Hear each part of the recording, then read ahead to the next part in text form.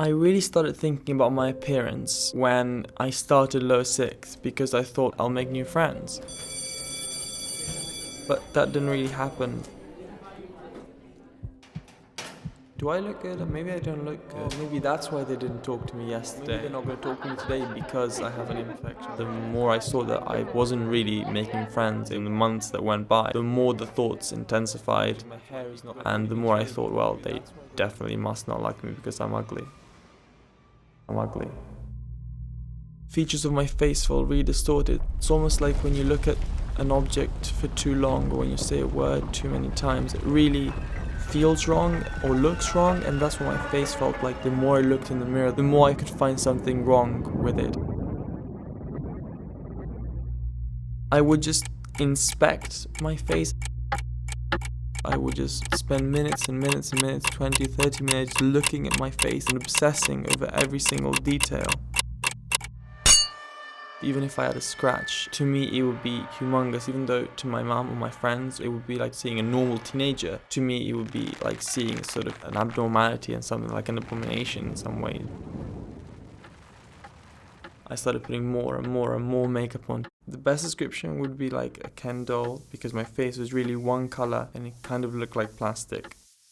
Even with all that makeup, even with all that reassurance from mom, I still remember feeling incredibly bad and incredibly ugly. It was just devastating. Throughout the school day, I would just ask for toilet breaks. I would just stare in the mirror and just reapply makeup or just try and style my hair in different ways. I would just look down and not look at anyone because I felt like if I just kept a low profile, they wouldn't acknowledge me and they wouldn't acknowledge my face and my imperfections. Eventually, I had to stop going to school. It was too many interactions, too many people. On the journey there, on the journey back, it was just too much for me. That wasn't enough. So I just had to start wearing a hat and a scarf or a balaclava on some days so that my face would be completely covered, only my eyes would be visible. I really loathed the way I looked. Even briefly looking at myself became too much, and so mum had to unmount the mirror from the wall. I even got to the point where I wouldn't let mum or dad look at me. I would eat on my own. I would just avoid any contact with people. On some days, I just couldn't get out of bed the whole day.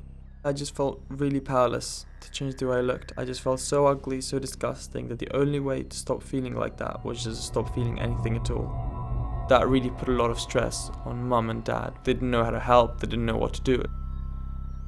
I didn't really know about BDD myself, but mum was the one that really helped me realize what it was. I remember going to one of the therapy groups and we were talking about, being brave and taking the leap and doing things that were scary. I felt, okay, I need to do something, and I took off my scarf and hat and I let people see me. It was really the first step in my treatment in getting better. In the treatment, I did exposures. They're tasks in which you get pushed to the limit of your comfort. We'd go out in London, take the tube, go to the park, where I'd let people interact with me, I'd look at people in the eye.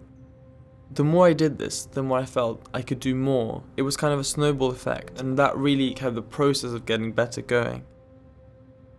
Now, life is very different. Even if I've noticed something on my face, I can still go out, enjoy my day, have fun with friends, and interact with people. You have to really compartmentalize your illness and separate it from yourself. It's not who you are, the illness. It's just something that's trying to take over you, but you can fight it.